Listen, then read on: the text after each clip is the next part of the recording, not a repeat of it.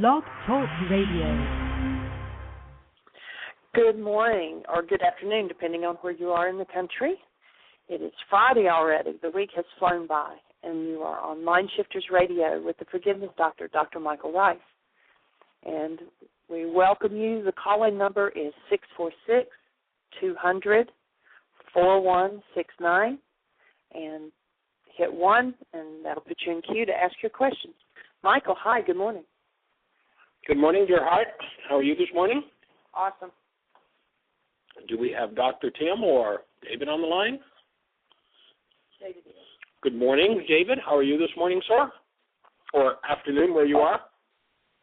I'm doing very well indeed. It's a beautiful day here. The sun is shining, which is nice. It's very cool for this time of the year, and it's going well. Nice little insights, different things that are going on here, and so I'm here. I have something to share with you after you get started with it around solitary confinement. You were talking about that the other day. Right. Punishment. Cool. Well, let's go for it. Why don't you start right there, David? One of the things that I've been looking at, and as I continue to evolve and to grow and to learn, is the definition of words and the meanings. And as you talk about, if you want to change a culture, change the meaning of the words. And the other day you were talking about what we do as a culture for punishing people, that when we avoid them or we kick them out of our life or we do something other than we separate ourselves from them. And you were talking about the prison system and putting people in prison. So I checked out this documentary called Solitary Confinement, and how startling it was to hear what it is that they're doing and what's going on, in spite of what they have discovered about the horrific things that happen with people that are put in solitary confinement. And it first began here in the States, up in Pennsylvania, and they actually had thought that they were doing something. They were coming from this premise that if they could put people in solitary confinement, and they actually had the roofs opened up where people could get the sunlight, and they thought that if they could then quiet the mind, that's not their words for it, that they would have this intervention between a higher purpose and recognize what's going on and make a shift. And they proved that did not work, and that the people would really, that they would go insane, or they would even become more violent than what it was that they were. So with saying all of that, that they did shut that penitentiary down only after over 300 other penitentiaries were built along the same model. And we have one now, the big one now, that's in Colorado Springs, that this one penitentiary, it houses 758 prisoners, and all of them are in solitary confinement. Every single one of them. One's been there for 13 years in solitary confinement. And what I wanted to point out was, in most of them, the average is 2 years that the average person stays in solitary confinement, and some of them just terrible long times. And and the one point I wanted to make with it was that they do not call it solitary confinement now. They changed the word of what it is. It's called administrative segregation. So as long as they can change the word of it as if it's going to change something, and they've already know that it doesn't work, and yet continue to do that. And I thought about it, about the relationships. You know, we often talk about commitment and committing to doing this work and committing to doing and committing in relationships, that it seems the first thing that what goes on with people is that they kick people out of their life. And in other words, they're going to confine them, they punish them, they don't talk to them, they dissociate with them, just like in the mind, to dissociate from it. So anyway, that's where I'm at today, kind of looking at, see how that has not only been programmed into society, that's part of the upbringing of a lot of religions, and again, this is my projection of it, my perception of it, that to separate people from their relationship with who it is that they truly are. And in that, there's the hell, there's the punishment. And it's taught so much and is so accepted in this culture, even to the point that now it's not going to be solitary confinement, it's going to be administrative segregation. Even the prisoners that they were interviewing with this and doing the work, they were not calling it solitary confinement anymore. They were referring to as administrative segregation. So I thought that was probably forced to do that if they were going to be interviewed. That was probably a requirement. Well, I don't know. It could have been that they did that. The filming of it and the actuality of the different things that were going on. I mean, they talked about that the mind just absolutely goes insane and then reacts, even knowing that there's going to be repercussions as far as extended time. I mean, one fella, he got 12 years as a sentence. He's already been in solitary confinement for 13 years, and they've added 98 years to his sentence. And this is in solitary confinement. It's good for business. Money. Pardon me? It's good for business. It's money. You know, it's interesting that we live in a culture that creates jobs for people whose lives are about hostility and fear. And we tolerate that as a culture. And it's definitely time for us to create a wake-up. You know, one of the opening ideas that we offer in the workshop, Purpose, Personal Power, and Commitment, is I offer an example of, let's imagine that we take an eye cell and we separate it out from the eye and we lay it up here on the table. Is there anything that you can give that eye that will bring it happiness, fulfillment, joy, delight?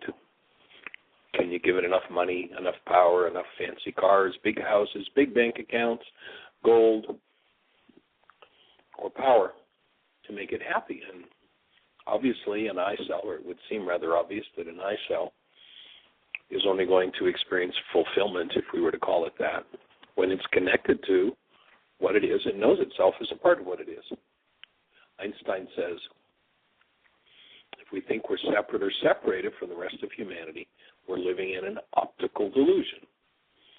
So when we separate ourselves out and then the extreme of removing someone totally from the population happens, especially knowing this is going to create a form of insanity. And it's just the extreme of the case. Actually, anyone you separate from their source is living, it creates a form of post-traumatic stress disorder. And virtually everybody in the culture is living in post-traumatic stress disorder, is living in that hostility and fear. And it's just time for us to wake up and realize what we're doing as a culture to ourselves, because what we do to one other person, people think, oh, well, they're in a cell somewhere. I don't have to know about that. But energetically, it impacts and affects all of us. And there are those who have gained money and power and control through the use of such systems and are just sitting back there filling their pockets over it. And it's definitely time for us to wake up as a culture and do something that assists in restoring us to our original nature. And, of course, we have sort of a poster child for what's the original nature, what's the human being about, and that is hold a newborn child. And you know what a human life is. And when we are separated from that human life, which is absolutely the active presence of love, there is literally from that moment forward post-traumatic stress disorder. The trauma of separating from, of being forced by our culture to separate from who we are as love creates all of the wacko insanity that we see in our culture today, including something like someone who could conceive of it being rational to put someone in solitary confinement for 13 years. I think it's time for us to knock on the door of those folks and say, excuse us, can we bring you some healing? You who would put somebody in solitary confinement, can we bring you some healing? Can we support you in getting back to a sane mind? Because you already know what this is going to do to people. So it's interesting, I beg your pardon. You know, what you're referring to there is one of the thoughts that, and one of the things that I pointed out I wanted to say is that even though that they knew that they were going to receive additional punishment for misbehaving, they would literally, even while they were in handcuffs, when they were in 3 or 4 people around them that they had no way of really harming someone they could have harmed. I mean, they might stomp their foot or just charge at them because they wanted the physical contact. Yeah, at least there was some interaction. Pardon me? At least there was some interaction. Yeah, that was better than no interaction at all. Now they have this all validated, and so I know exactly what it is that you're saying here. That and what I'm hearing is that even when I do this to other people, I'm not doing it to them. I'm doing it to myself, which then drives me insane, although it may not seem insane because I'm not in this little 8x10 cell or alone with that. I am alone in the sense that I'm with my own thoughts, and I'm connecting with that and resonating with all of those things there rather than to tap into my true essence of who it is that I am, which, as you said, it's time to wake up with all of this. And when I do my work, when I do my healing, then that opens up the space energetically for other people and to take responsibility about communicating this with other people as what it is with this support group and MindShifters Radio and so forth that we're doing here. So it is time to wake up. It's time to put it to action. And the wake-up comes from the act of forgiveness. And forgiveness doesn't mean that I let you off the hook for what's happening inside of me. The person who would conceive of it being logical to put someone in isolation for 13 years has such a traumatic injury within themselves to conceive of that as being sane, that what's going to need to happen for that person is they're going to need to go inside themselves and remove whatever that traumatic thing is in them that would lead them to such insane behavior. And, and of course, whether we're doing this on the scale you're talking about with the prisons, or whether we're simply doing it by cutting the people around us off from communication, by isolating them as a punishment. I'm not going to talk to you today. I'm not going to look at you. Or if I do talk to you, I'm going to speak to you in a nasty tone of voice, rather than, you who I say are the person I love and cherish, I'm going to speak to you in a way other than out of a connected space. And our whole culture habitually impregnates the child with realities of hostility and fear that make that behavior look normal. And if you're new on the show, if you're new to the ideas that we're expressing, I invite you to go to our website, www.whyagain.com, And on the right-hand side, there's a link that says download worksheets. And you go to that link, and the first two links under that section will give you a description of how to do the forgiveness process from the ancient Aramaic. And again, forgiveness not meaning anything to do with letting others off the hook for what's happening inside of me. It's how I change what's happening inside of me. It's how I reach inside myself and remove the hostilities and fears that lead me to live an insane life. So that's the process we're talking about as forgiveness. And each person at some point is going to have to engage in removing the painful realities that we hold in order to shift and change what's happening in our culture. And the idea of this work and the idea of this radio show is to support people in the use of those tools. Jeanie, do we have any callers calling in or any questions or comments in the chat room that we need to be aware of? There's no one asking questions, but Lisa made a good point. She's out in the chat room, and she was talking about that she'd been working with a lady, and the lady's watching some of your videos, and she was finally ready to commit to doing 5 worksheets a day. And then she tells about a technique that Julie Haverstick from Heartland had given her, and this is the first time I've heard it, so this is awesome, and I'll definitely, Lisa, pass on to Julie. She says the worksheet queen has struck again. But what Julie told her to do is, while events were fresh, to go ahead and fill out the top of the worksheet with the issue or the trigger or the name or whatever was going on, and then go back later and complete the worksheet and fill it out later. And this lady that Lisa's working with has already set up 30 worksheets just by filling in what's going on for her, and she's already completed 5. So that's a good way of doing that. That's cool. Thank you, Lisa.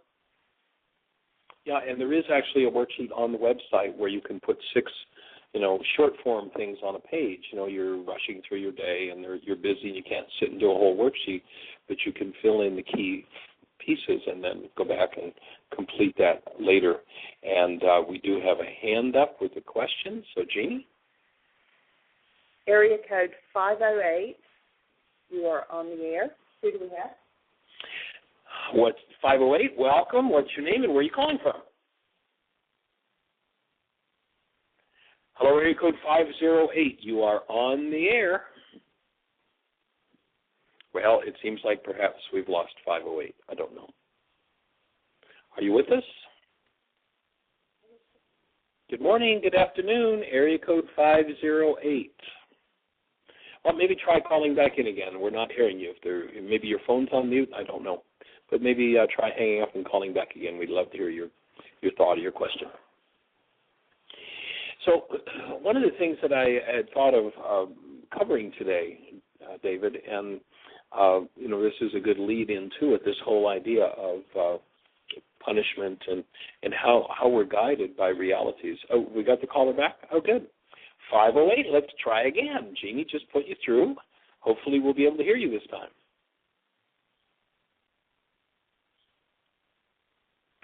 Can you hear me this time? Hello? Oh, I got you. I can hear you. Welcome, 508. Give us a name and where are you calling from? My name's Ron. I'm from Massachusetts. Welcome, Ron. Glad to hear your voice. How can we support you? Glad to hear yours, although I hear it all the time. Oh, Ron. Oh, it's Ron Bleakney. I just caught up with your voice. Welcome. Hi. It's delighted to be a part of your show. And we're delighted to be a part of your world. We just, for those who don't know Ron is someone who does support work up in the Massachusetts area. Actually, 4 or 5 years ago, brought us into Boston to speak, and has been to Heartland 2 or 3 times. It's a delight to hear your voice. Yeah, I've been to Heartland a few times, maybe even more than that. I love it there. I consider it a home for me, a spiritual home for me. And I often reference my experiences at Heartland in just dealing with everyday life, tapping back into that energy. So it's with me all the time. Cool. So I am calling today. I was in a space where I was listening to, off of your website, to the first chapter of your book, Resurrecting the Aramaic, The End of Suffering, Resurrecting the Aramaic Jesus. Right. And I I recall talking to you about it years ago, and I was very proud because you actually changed a word because of one of our conversations, and I felt so honored because I believe in the work so strongly, and I believe in that it has a very bright future on the planet, and just to have a conversation with you about it is a tremendous honor for me. And one of the things that it really came through strongly for me today in listening to that first chapter is this is a book, and all of a sudden I got a very strong visual of a little box and 12 little books instead of one book with 12 chapters. And I just wanted to ask you, have you ever considered releasing these chapters as standalone books one at a time and allowing the market, us out here, to pull you into writing the rest of it as we go through, as we digest one book at a time? Right. Well, the reason why I haven't gone forward with that project, actually, I had contact with a couple of book representatives, and there was one fellow in particular who was very excited when he heard that, back then we had 60,000 copies of Why Is This Happening, 70,000 copies of Why Is This Happening to Me Again in print. And, they tell me that a self-published book, 3,000 is a bestseller and is a successful book. And so he was quite excited about representing me and bringing this new book into the world. And so I sent him those sample chapters. Actually, there were 2 agents that I sent them to. And after he read it, he wouldn't even return my phone calls. Oh, my goodness. I think my take was it was just too early, that it was too shocking to the system to look at things on the level that those 2 chapters look at it. And so inspired by that, I decided to let that sit on the shelf. Did decide to leave it on the website for people to listen to, but decided instead to go ahead and do a total rewrite of Why Is This Happening to Me Again. So that's what I'm working on right now, is a total rewrite with some of the new material and information that we've learned in Why Is This Happening to Me Again, which, by the way, anybody who's listening, if you want to go to the website, you can download the book free, Why Is This Happening to Me Again, and you can also give a listen to the chapters that Ron's talking about. So that's why that project hasn't moved forward, because it addresses things on a level that confronts a lot of brain cells, doesn't it? Yeah, it brings a lot of stress up for people. And so decided to do a little gentler rewrite of Why Is This Happening to Me Again. Even this morning, as I listened to it, I was paying full attention to listening. I wasn't multitasking while I was listening. And yet, there's a point where Yeshua said, listen to yourself, I just defined it for you. And he was referring to the concept of Satan. And the student, yourself, in this book, said, Yeshua says, I had just defined it for you, and you just glossed right over, you skipped over what I told you, and you came up with your own definition. And as I heard those words, I was like, oh my gosh, I missed the whole definition. So I'm someone who's done literally thousands of worksheets, and I still went unconscious, at times during just the listening to that book. So the work continues for me, for sure. Right. Well, that's why that book is still on the shelf, and I haven't moved forward with it. And so, if you want, folks, you can tap into it and give it a listen. Basically, it starts out with Yeshua saying, "You realize they killed me twice. Once they killed my body, and then they killed my teaching. And it's time to listen to what I said. I said, love those who hate you, do good to those who despitefully use you. But trapped as they were, or wrapped as they were in the commandments of men, they could not hear my words. It's time for my words to be heeded." And of course, our conversation, the earlier part of the show, was kind of the extreme of, it's right on topic. Interesting you bring that up, Ron, because it is the extreme of the opposite of what the man named Yeshua would counsel. And, it wouldn't surprise me in the least if the people who are putting these people in solitary confinement are good church goers and believers. But what they believe in is fear and punishment and hate and vengeance, and they ignore the teachings of the man that they say they follow. And sadly, too often, that's what occurs. And so, he says it's time for my words to be heeded, and then he gets quite confrontive about what that means. And it means that hate, hostility, fear, punishment is not doable, is not acceptable. And, we live in a world where that's kind of like the water we swim in. And the unconsciousness, and unconsciousness is part of the post-traumatic stress disorder syndrome. That unconsciousness has to be processed through, and it takes time to process through that quantity of stress. Well, I'm very grateful that we have you and Jeanie doing this work and holding the space for us to process through it.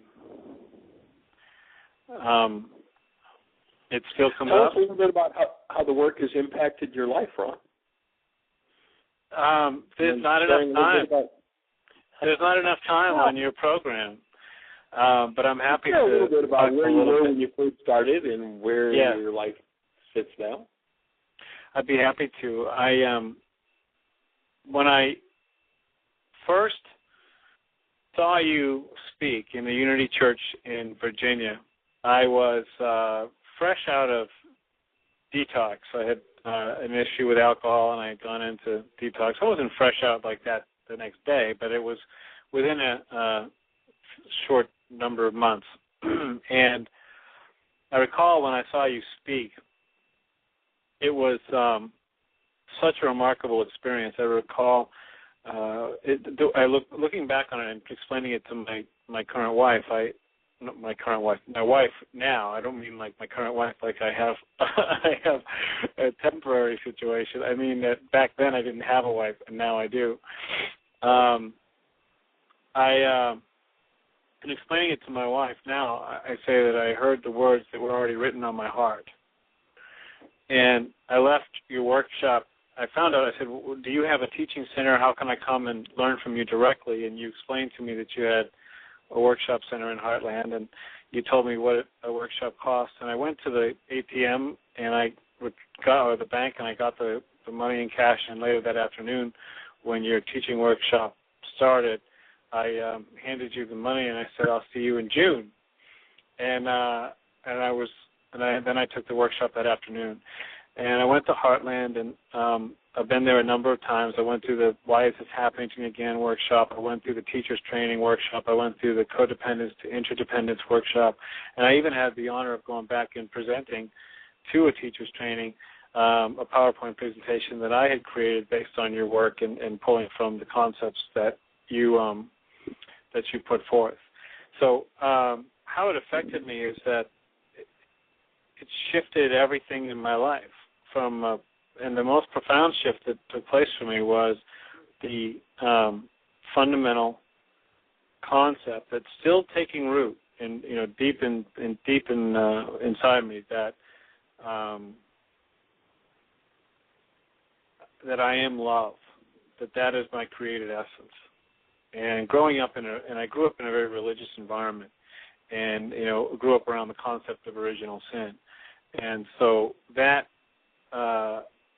as a child, I've joked at certain times in my life that I made one very serious mistake in church, is that I listened, and it's only half true. I mean, it was a gift that I grew up in a religious environment. It was a gift that I learned about faith and about God and about love. It's just that there was a lot of other stuff that came with it that I could have done without. Still recovering from.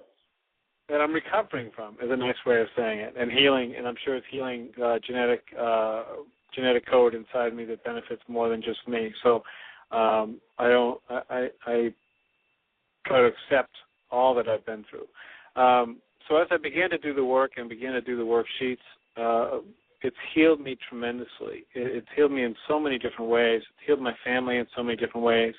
I was someone who went and tried to storm the gates, and I ran into a little bit of trouble with that. And I did a couple thousand worksheets in the first year, and was doing it a little bit too much on my own. And I wound up with some depression issues as a result of that were part of my healing crisis and part of my healing process. But then when I came out of that, parts you weren't ready to handle.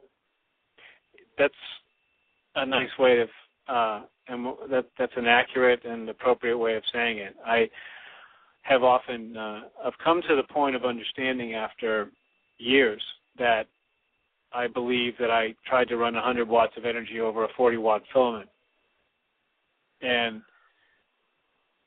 that is okay. I realize that now I'm in a position where I can build that filament by release, or allow that filament to grow to its appropriate bandwidth by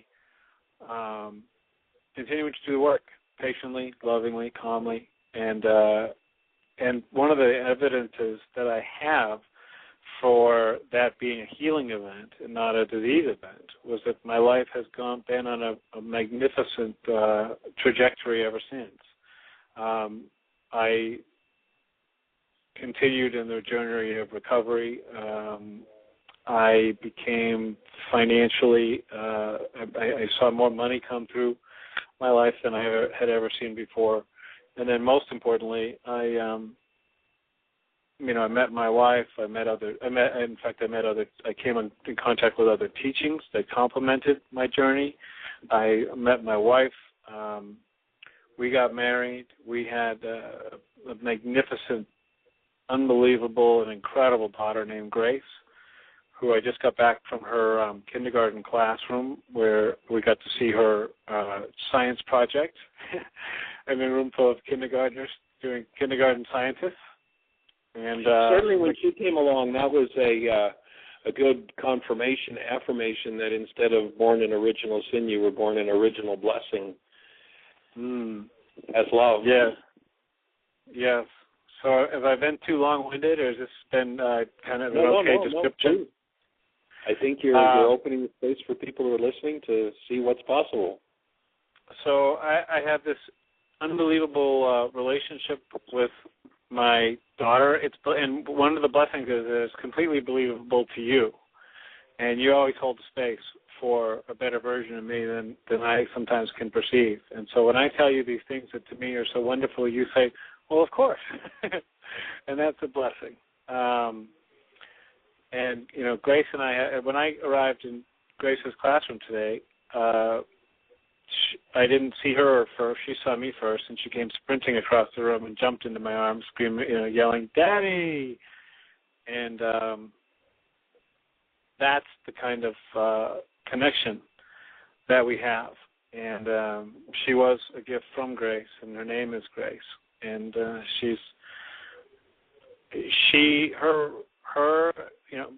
being a husband, and being in my view, a really good husband, and that's certainly not a perfect one, unless you consider perfect being that we're matched well and we give each other opportunities for healing.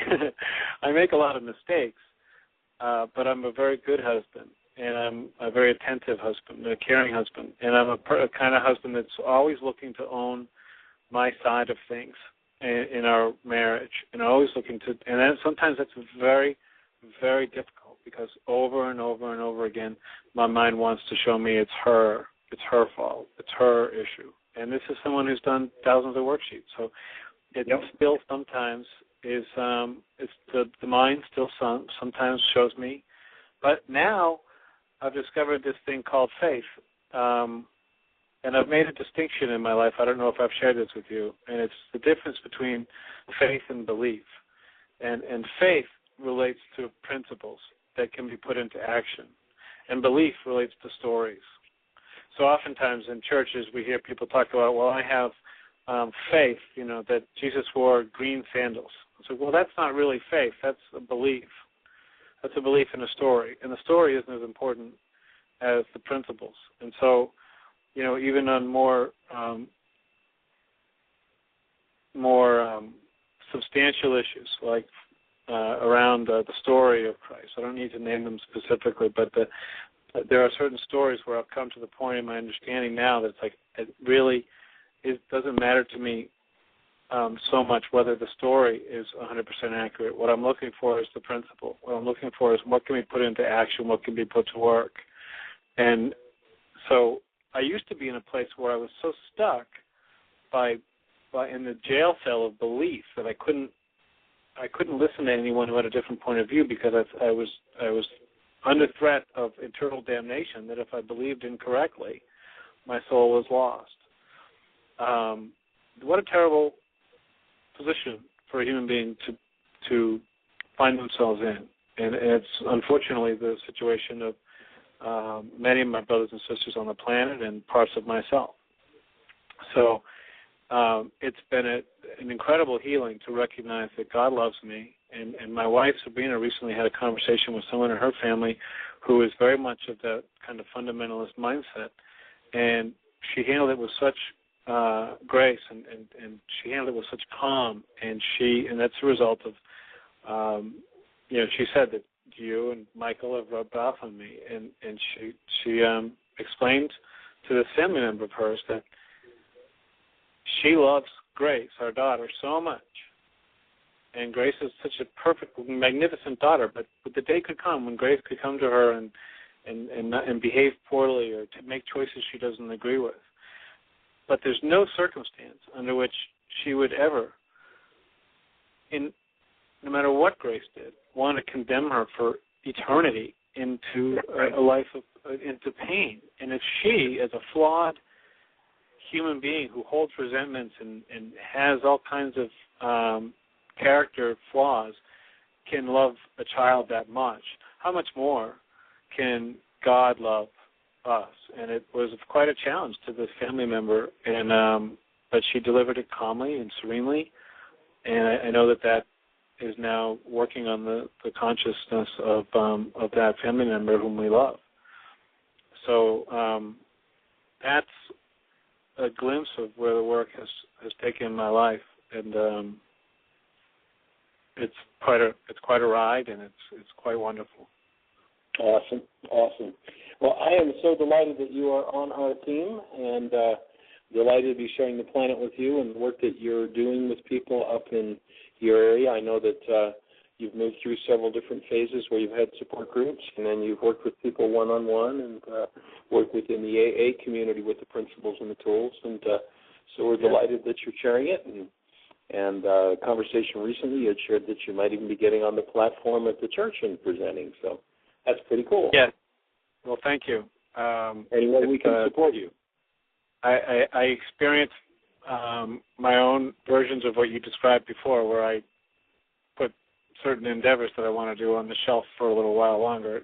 It's where I realized, well, maybe I need to continue building my energy system before I engage. And I do the work where I can, and I do a lot of it. It's just it's not necessarily on stage. It's more one-on-one, and it's more developing in the space within my own family and my home. And my home is often described as a very tranquil, a very homey place.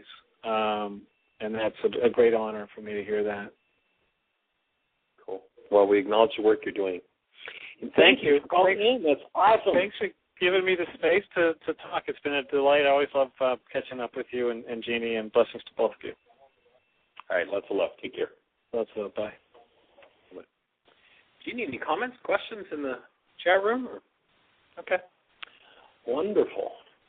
Well, let's look at what it is that could make a mind make up a story about love that would be so vicious that it would kind of parallel the kind of punishment that we spoke of that's being done in putting people in solitary confinement for years and years and years. What kind of a mind is capable of that?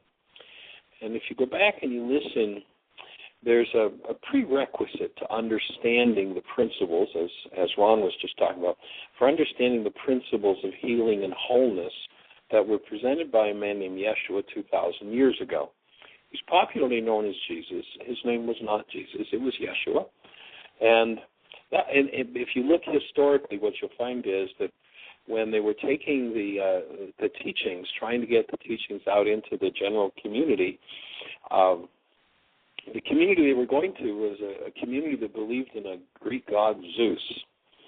And so the Hebrew, the Aramaic, the Jewishness was not very acceptable in that community. You know, nobody wanted to hear about this Jewish guy. And so the letter I in Greek is Hail Zeus. Jesus, Hail Zeus. And Hail Zeus became acceptable in that community, in the Greek community.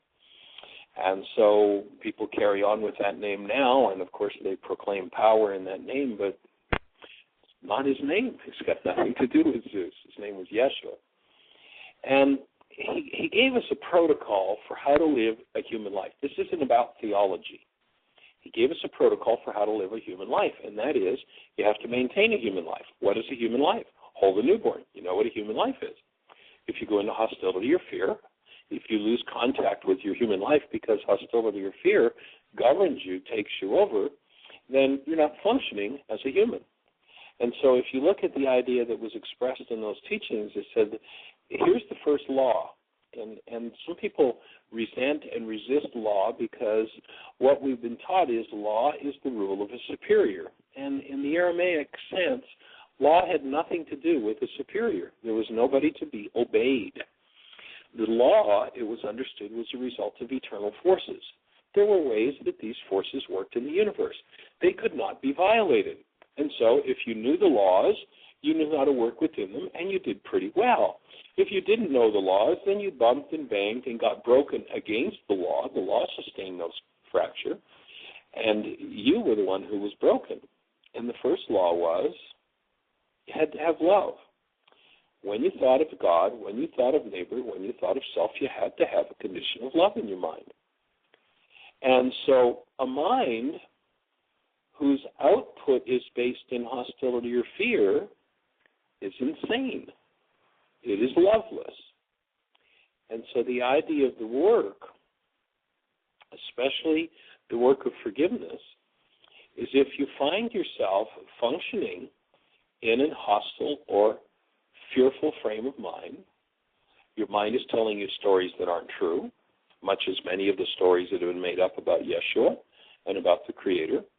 The mind is telling stories that aren't true and then forces belief through fear. Do you think that love uses fear? I offer, no. That's the product of an insane mind, a loveless mind. And what happens is you get people doing the right thing for the wrong reason when you use fear as the motivator.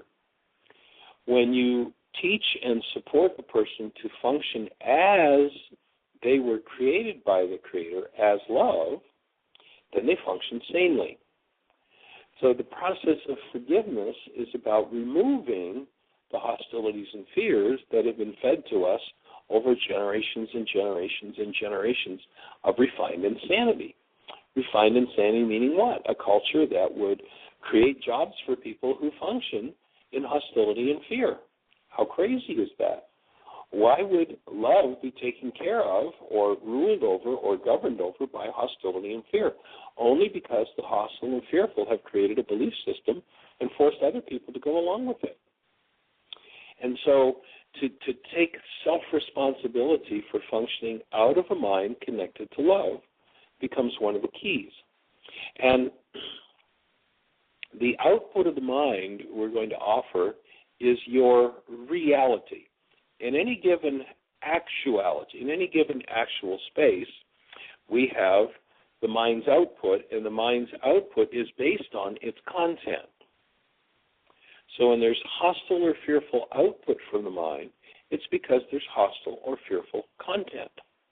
And what we're looking to do is to support people emptying their mind of hostile, fearful content, because it will never serve you to function out of hostile, fearful content. In fact, one of the questions Jeanie will ask when we start the Why Is This Happening to Me Again workshop out is, how many have ever done something they regret? And then we ask people to go back and look at what they were feeling when they did whatever it is that they now regret. 100% of the time, the answer to that question is the feeling was always based in some form of hostility or fear. It robs us of our intelligence. And at each moment, each mind present is making up a reality. It's making up its own output. And if its output is based in hostility or fear, then it wants to control, it wants to blame, and it wants others to go along with it.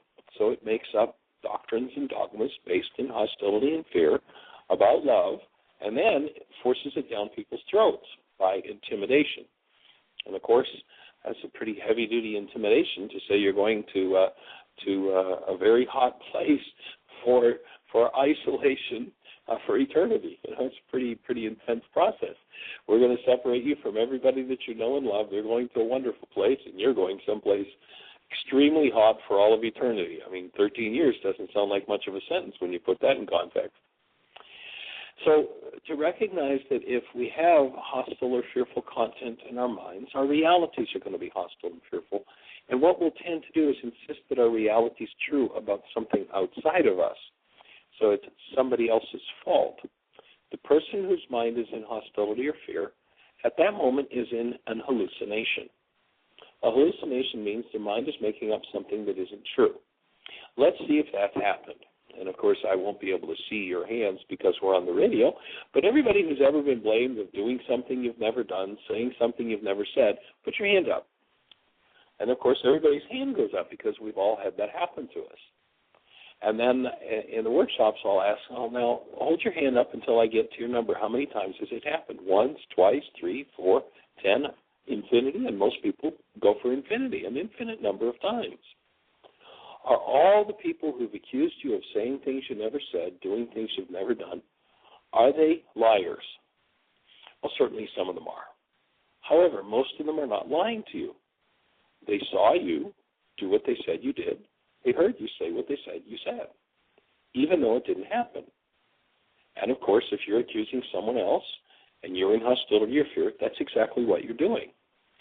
And you say, but wait a minute, it never happened. How could they hear me say things that I didn't say? Well, all you have to do is resonate an unresolved hostility or fear in them through your behavior, and your hostility or fear will resonate in them something they haven't dealt with. And they will build a picture of a body they'll call you inside of their minds. They'll create a reality, and they will hear the words come out of your mouth that never came out of your mouth. They will see your body do behaviors that you never did. It's called an hallucination. The way you can tell if somebody's in a hallucination is there any form of hostility or fear? Now, many people will protest and say, but wait a minute, they really did do that. And I say, okay, you know what? You might be right. They might have done that. However, when you focus on them as the problem, the challenge is that you have what in the ancient teachings was called a beam or a log in your eye. While the person you're blaming may have a speck in theirs, the speck in their eye isn't your business. And, of course, we have lots of people who live in hostility or fear who interact with each other, and each one has a problem reality. And the problem reality that pulls each one out of their created human essence, which is love, is their challenge and their problem. But what most everybody does is denies ownership of the output of their own mind and blame somebody else for it. If your mind is using hostility or fear to produce a reality, you lose your human life. First order of business is to regain your human life. It is not to correct them, because while you're in the middle of your muddle, you can't see clearly to support another in correction. And so the forgiveness process, the forgiveness tool, is the tool with which you go inside yourself and remove your hostility and fear. Actually, literally getting to the point where you have a body-mind unit that is incapable of generating, in any circumstance, any form of hostility or fear. That's the idea of the forgiveness process. And as I begin to use that process, and if you're new to the show, please go to the website, www.whyagain.com. whyagain.com. On the right-hand side, there's a link that says Download Worksheets. Click that link. First two links explain the forgiveness process, give you the worksheet, and start to do that. And what you'll find is you'll start to change the output of your mind. And as you do, and you give up your right to realities based in hostility or fear, what you'll find, as Ron just shared with us, is all the different aspects of your life, financial, relationship, etc., start to clean up and start to clear up. And so that's where we're heading with this process of forgiveness. Jeanie, any callers, comments, questions on the website? Okay.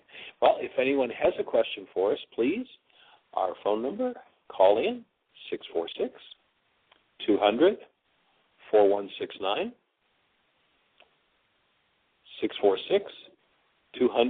646-200-4169. Please feel free to call with your question, your comment, your thoughts on what we're saying. It definitely adds fun to the process if we get somebody with a real live question, and we can get to interact with you and support you in doing our best from the point of view of these tools in answering that question. No questions, comments in the chat room that we need to know about? No? Okay, cool. So let's imagine this scenario. In a workshop, I use whiteboard markers usually. So I'll hold up a marker and say, how many see a marker in my hand? And everybody, yes, I see a marker in your hand. And then I challenge them and I offer that, actually, I don't believe you see the marker that's in my hand. If you were able to see the marker that's actually in my hand, we could turn out all the lights, make the room totally dark, and you'd still see the marker. But if we turn out all the lights, make the room totally dark, the marker you say you see is going to disappear. Why? Because you're not seeing what's in my hand. Because there's light energy in the room that bounces off of the marker, information enters your eye. A marker does not enter your eye. The picture of the marker is a picture generated from the firing of brain cells. It's a picture generated from inside of you. So I have an actual marker. We're going to label what's happening in the world as actuality. And then that actuality fires certain brain cells in me, and my mind generates a reality. So let's look at how that could happen. Let's imagine, and this is an example I use in the Why Is This Happening to Me Again workshop, let's imagine that we have a young man that went through school with his mother as a school teacher, small town, one-room schoolhouse, kindergarten to grade 8, and his mother is a marker artist. And he just loves marker art. And all those years, all the extra hours at school, when mom's there, with kids doing homework assignments or whatever, kept after school, there's he and mom working with markers, and he's learning how to do art. So he has all these years, and now here he is, 30 years later, he's a world-famous marker artist.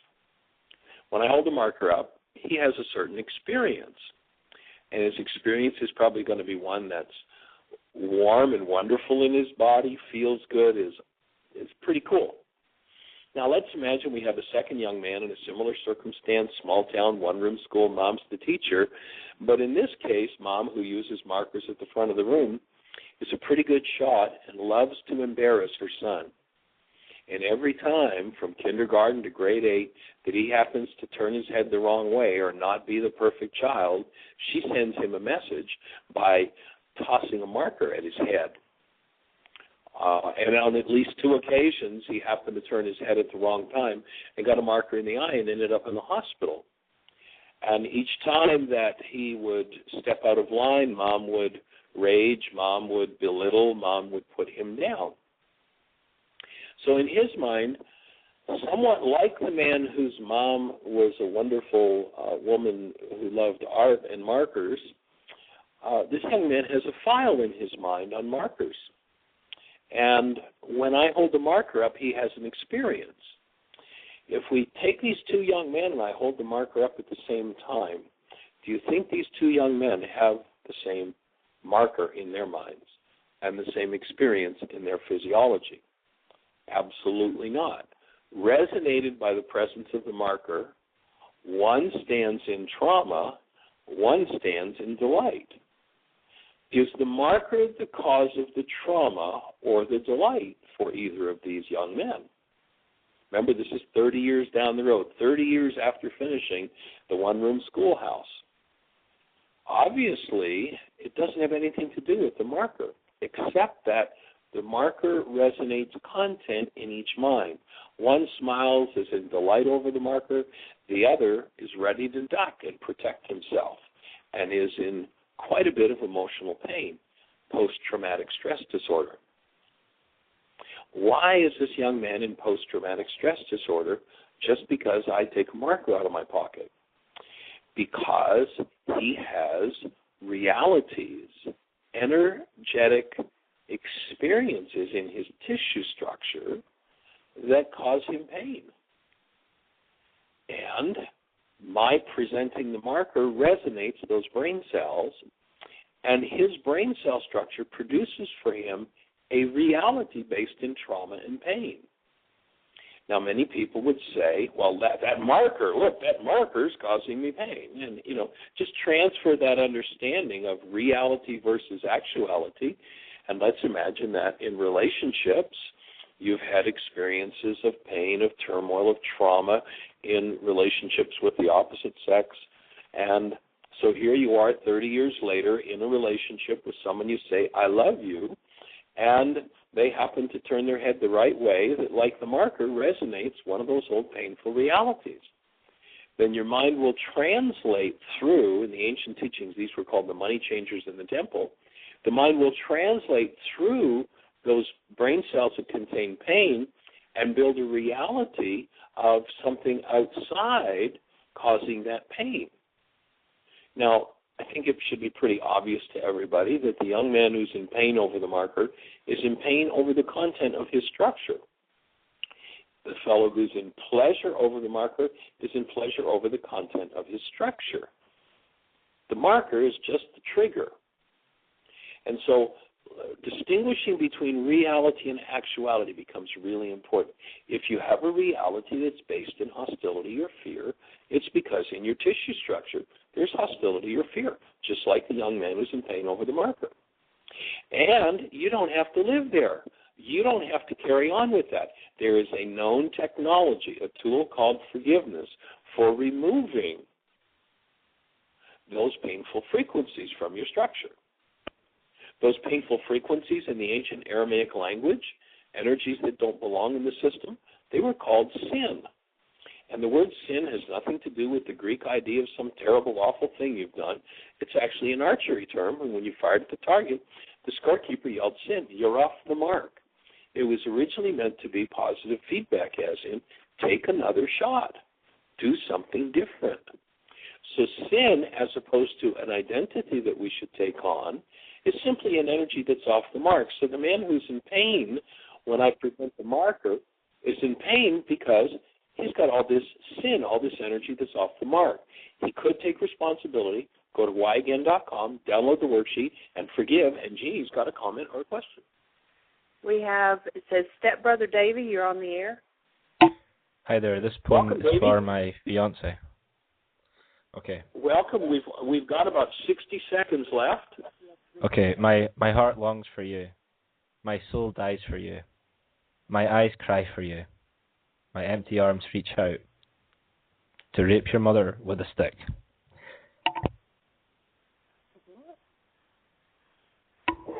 Well, you know, cut it off.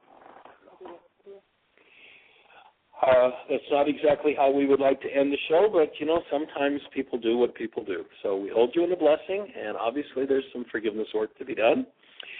Realities of pain produce things that are less than love. So we just hold you in a blessing, and we're delighted that everybody's been with us through the show. And remember, everybody's got a reality. If your reality is based in hostility or fear, there is a technology.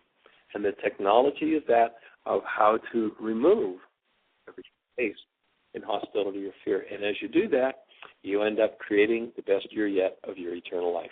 Have a blessed one. Bye-bye. I couldn't hear what he said, but what he ended up with and rape your mother.